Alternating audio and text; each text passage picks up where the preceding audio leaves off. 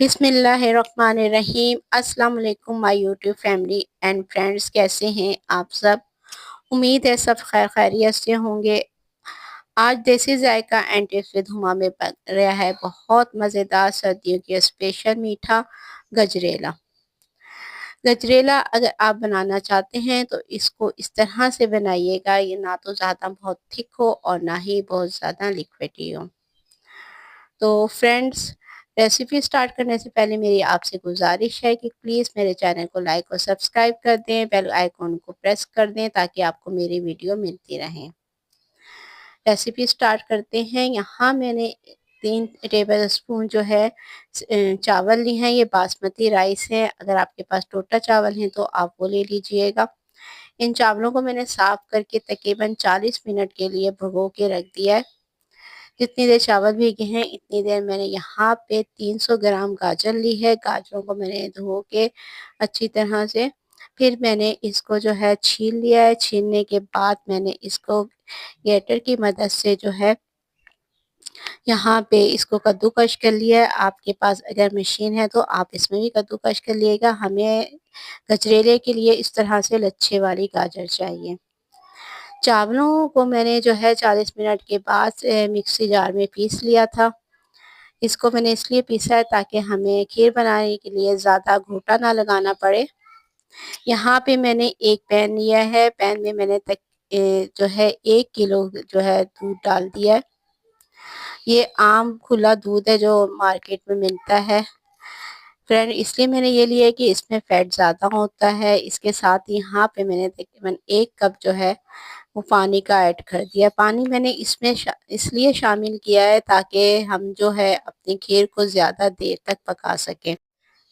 खीर को फ्रेंड्स हमने लो medium flame पे बनाना है ताकि जो हमारी खीर है वो देर तक बनती रहे, इसलिए मैंने इसमें पानी भी ऐड किया है।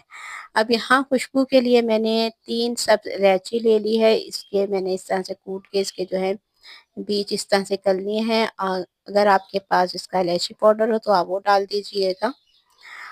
अब जो है मैंने इलायची को अच्छी तरह से मिक्स करके इसे 3-4 मिनट पकाया है। फिर इसमें मैंने जो है पीसे हुए चावल जो हैं वो शामिल कर दिए और इसके साथ ही जो है मैं इसमें कद्दूकश की हुई गाजरें भी ऐड कर दूंगी।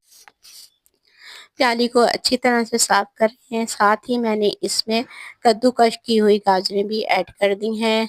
सब गाजरें इसमें डालने के बाद फ्रेंड यहाँ पे आप एक बात ख्याल रखिएगा कि आप इसमें गाजर की मिकदार को 400-500 ग्राम तक बढ़ा सकती हैं, लेकिन इसमें आप चावल की मिकदार को बिल्कुल नहीं बढ़ाइएगा क्योंकि चावल जो है बहुत जल्दी पानी को दूध को अपने अंदर सोख कर लेते हैं और फिर इससे बहुत जल्दी जो है खीर बन के रेडी हो जाती है। मगर जो चावल और गाजरें हैं वो अंदर से कच्ची रह जाती हैं। इसलिए गाजर और चावलों का सॉफ्ट होना बहुत ज़रूरी है गजरेला के लिए। इसलिए हमें इसे लो फ्लेम पे पकाना है। 15 मिनट के बाद जो है फ्रेंड मैंने यहाँ पे इसमें आधा पो जो है कलाकंद शामिल कर दिए। फ्रेंड मेरे पास खोया नहीं था। अगर आपके पास खोया हो तो आप कलाकंद की जगह खोया भी शामिल कर सकती हैं।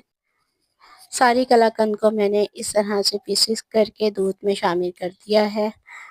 फ्रेंड, दूध को जो है मैंने तकरीबन यहाँ पे 15-20 मिनट तक पकाया था। उसके बाद मैंने इसमें कलाकंद शामिल करी है और फ्रेंड मैंने इसमें कलाकंद शामिल करी है। कलाकंद में जो है चीनी पहले से शामिल होती है, इसलिए अब मैं जो है इसमें सिर्फ 4 टेबल स्पून जो है चीनी ऐड करूँगी क्योंकि कलाकंद में ऑलरेडी शुगर शामिल है। तो अगर मैं ऊपर से इसमें और ज़्यादा चीनी ऐड कर दूँ तो फिर ये बहुत ज़्यादा मीठा हो जाएगा। मेरे ख़्याल से इतना ज़्यादा मीठा किसी को भी पसंद नहीं होता। तो आप जब इसमें खोया शामिल करें तो चीनी जो है अपने टेस्ट के अकॉर्डिंग शामिल कर लीजिएगा। मेरे लिहाज से तो बिल्कुल ये परफेक्ट है। यहाँ पर एक चीज़ का और ख्याल रखिएगा, आप किसी भी टाइप की खीर बना रहे हैं, गाजर वाली हो या सादा हो, तो आपने खीर को पकते वक्त बहुत ज़्यादा थिक नहीं करना होता क्योंकि खीर के अंदर हमने राइस इस्तेमाल किया होता है तो ये पकने के बाद भी थोड़ी सी जो है थिक हो जाती है। तकरीबन 20-25 मिनट बाद पकने के बाद आप ये देखिए माशाल्लाह से कितना अच्छा हमारा जो गजरेला है वो रेडी हो गया है, ना ये बहुत ज़्यादा थिक है और ना ही बहुत ज़्यादा लिक्विडेड है। बस अब मैंने फ्लेम ऑफ कर दिया है और इसको जो है मैं बाउल में निकाल लूँगी। फ्रेंड्स आजकल सर्दियाँ हैं तो ये जो है ठंडा होने के बाद और ज़्यादा जो है गाढ़ा हो जाता है। तो ये देखिए फ्रेंड, यहाँ मैंने जो है अपनी गजरेले को जो है बाउल में निकाल लिया है। इसकी आप देखिए किस तरह से, ना ये बहुत ज़्यादा गाढ़ा है और ना ही बहुत पतला है। फ्रेंड अब मैंने इसके यहाँ पे ड्राई फ्रूट से जो है, इसमें मैंने पिस्ता और बादाम लिया है। आप इसके अलावा भी और नट्स जो यूज़ कर सकती हैं। इससे मैंने इसकी गार्निशिंग कर ली है। और फ्रेंड्स आपको मेरी वीडियो पसंद आई तो प्लीज़ लाइक और सब्सक्राइब कर दीजिएगा मेरे चैनल को, और एक अच्छा सा कमेंट्स कर दीजिएगा। आपके लाइक और कमेंट से मुझे बहुत ज़्यादा हौसला मिलता है। और फ्रेंड इसके साथ ही मुझे इजाज़त दीजिएगा। अपना बहुत ज़्यादा ख़्याल रखिएगा। अल्लाह हाफ़िज़। Take care.